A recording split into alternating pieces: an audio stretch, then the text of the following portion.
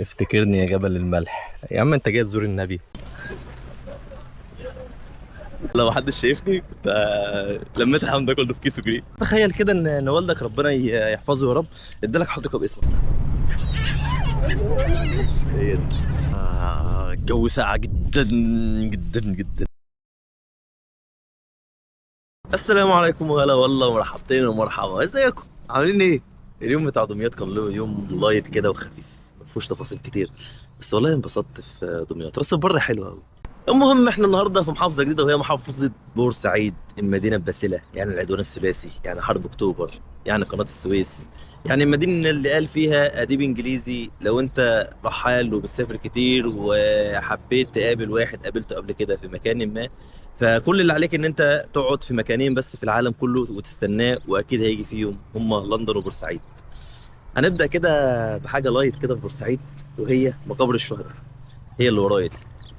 مقابر الشهداء انا دورت عليها شويه كده، لقيت ان مدفون فيها اكتر من 25 الف شهيد، وفي اكتر من 16 مقبره موجودين في مصر، اللي بشرف عليهم منظمات عالميه وهيئات عالميه وكده، لان هم شهداء الحرب العالميه الاولى والحرب العالميه الثانيه، مش شهداء مصريين وبس. انا مش عارف حوار ال 25 الف ده، هل 25 الف هم اللي متوزعين في مصر كلها ولا هم اللي موجودين ورايا هنا بس؟ ما اعتقدش، وانا شايف الاسماء ورايا هنا اسماء كلها مصريين يعني، فاعتقد ممكن تكون المعلومه دي غلط وانا ببحث عنها. هنلف شويه في بورسعيد كده ونشوف المعالم اللي معانا ونشوف المدينه عامله ازاي. بورسعيد من المدن الجميله قوي، جميله قوي قوي قوي قوي. مدن القناه كلها مدن جميله، لكن بورسعيد بالذات لا، هننبسط فيها، انا متاكد ان احنا هننبسط فيها. يلا بينا.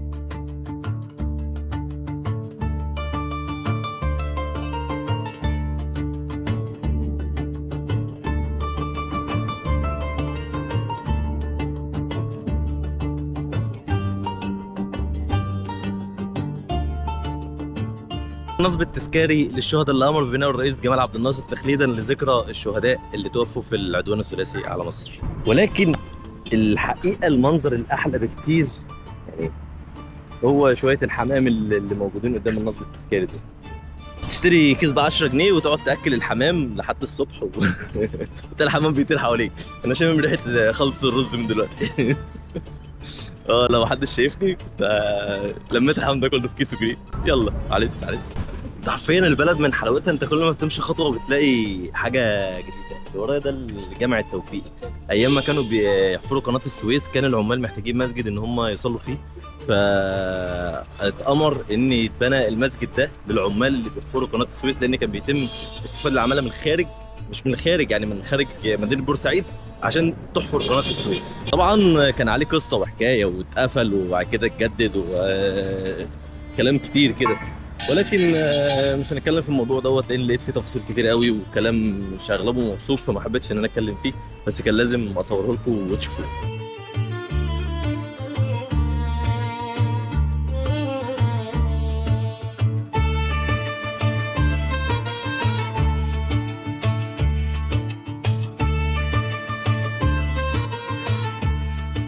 اكتر حاجه لاحظتها هنا في البلد هي النظافه، بجد البلد نظيفه جدا. يعني حتى الميدان اللي ورايا دوت، او مش عارف ده ما لقيتش معلومات عنه، في راجل كبير كده بينظفه رايح جاي، يعني ما حبيتش اصوره عشان خصوصيه وكده. لا البلد كلها نظيفه ما شاء الله. لا لا بجد جميله جدا.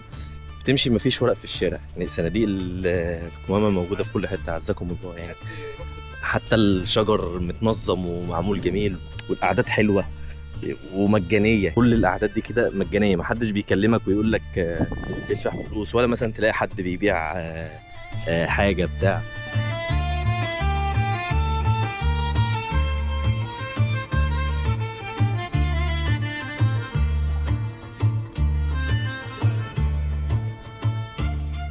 لا يعني الكرسي متعوب عليه، هو مش كرسي عادي كده وخلاص معمول، لا لا، ده رخام ومتظبط وبتاع ومكتوب عليه بورسعيد من تحت وفيه لوجو تقريبا اسمه ايه، احمد عبده. طلع فايبر جلاس مش رخام، بس ما زال شيك، ما زال حلو برضه يعني والله. مش عارف هو انا الواحد اللي كده ولا انتوا كده برضه، بس انا دايما لما بشوف بيت قديم او اي مبنى كده شكله غريب وشكله قديم، ببقى نفسي اعرف ايه القصه وراه. وغالبا الموضوع بيبقى صعب، مش كل حاجه بتلاقي عليها معلومات آه، تقدر تكون واثق منها. والله في يافطه هنا هي متعلقه المبنى ده كده،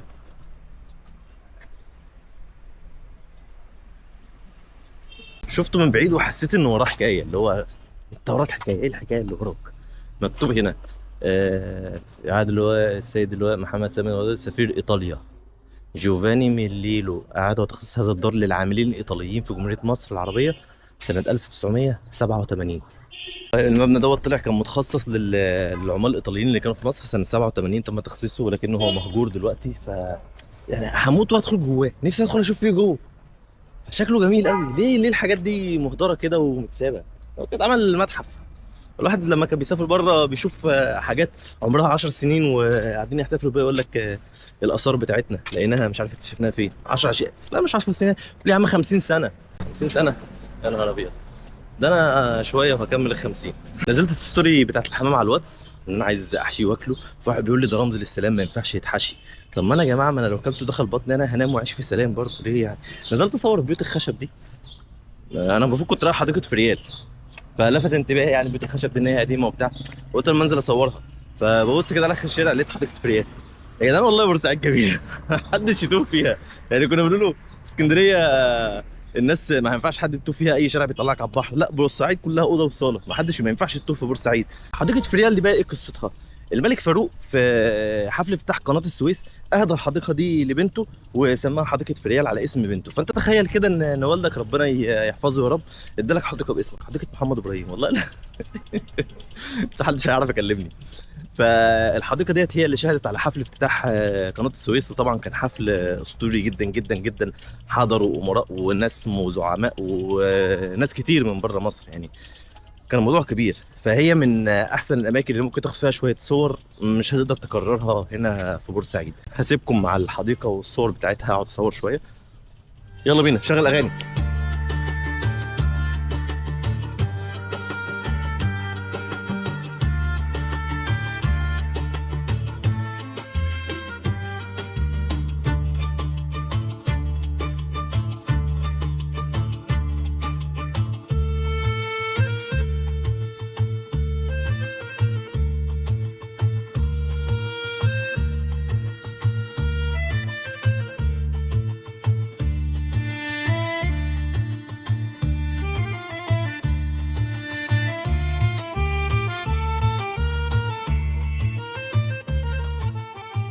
تمثال الطالب المجتهد، هو تقريبا ده جندي بس هم عاملينه قصير، مش عارف ليه، كان المفروض يبقى طويل شويه. هو كده يعني حاسه طالب ومجتهد واقف وقفه اجتهاد. المهم في حاجه لاحظتها على الارض كنتش واخد بالي منها. بص كده الارض عليها ايه؟ خليج السويس، وعامل لك المجرى ده اللي هو المجرى الملاحي بتاع قناه السويس بكل الاسامي، كل حاجه حواليها. ده قناة السويس الجديدة لسه محفورة قريب، ودي الإسماعيلية، وادي بلة مش عارف ايه بلة دي، والقنطرة، وهنا قناة السويس لحد ما نوصل لبورسعيد ونقطة التقائها مع البحر المتوسط. ده البحر المتوسط، شكلها حلو قوي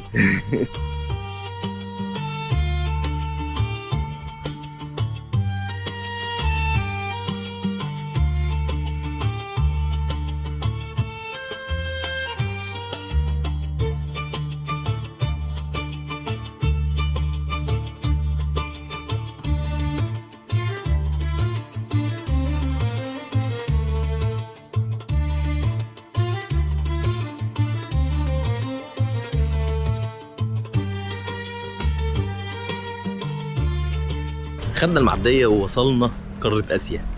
ممكن بالنظر الأولى كده تفتكر إننا في فرنسا، ولكننا في بور فؤاد. تم إنشائها سنة 1920 بأمر من الملك فؤاد، وكانت مخصصة إن هي تكون مساكن للمهندسين اللي شغالين في قناة السويس. مهندسين بقى مش العمال اللي هي الطبقة العالية شوية.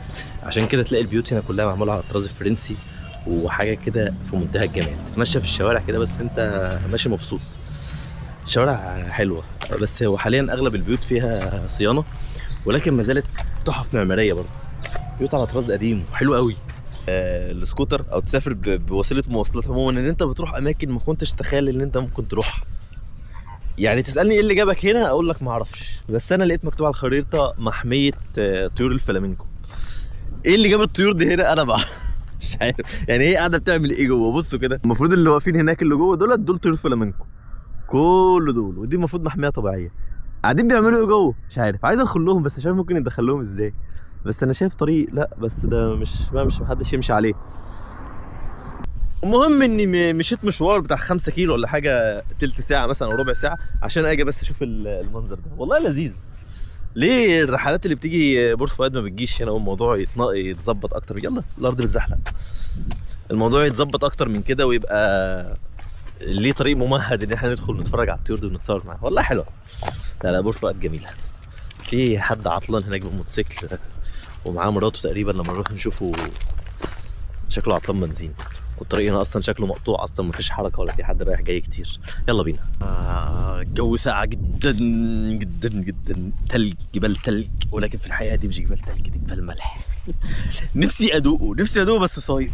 دي جبال الملح اللي موجوده في بورسعيد، هي دي تبع منطقه ملاحات بورسعيد، كلها بالشكل ده كده. انت لما تيجي هنا تاخد شويه صور تحفه تحفه.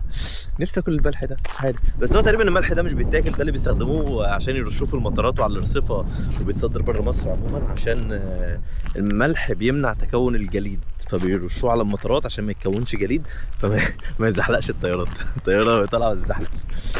في بجد والله يعني كان نفسي يكون حد معايا عشان اقعد اتصور كده ويقعد يصورني وياخد لقطات كده بتاع منظر الملح. انا هحاول اخد لقطات بالكاميرا كده. ناخد لقطه كمان.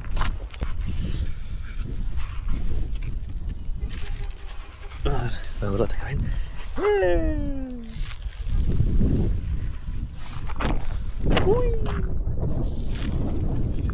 حلو قوي.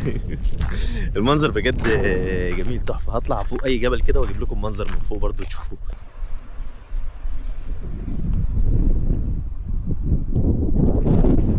هو للامانه مش كل التلج ابيض، في تلج بيبقى عليه تراب مش نظيف فتحسه بني شويه كده او عليه تراب، ولكن في اماكن فيها تلج ابيض ممكن تاخد عليها صور جميله برضو.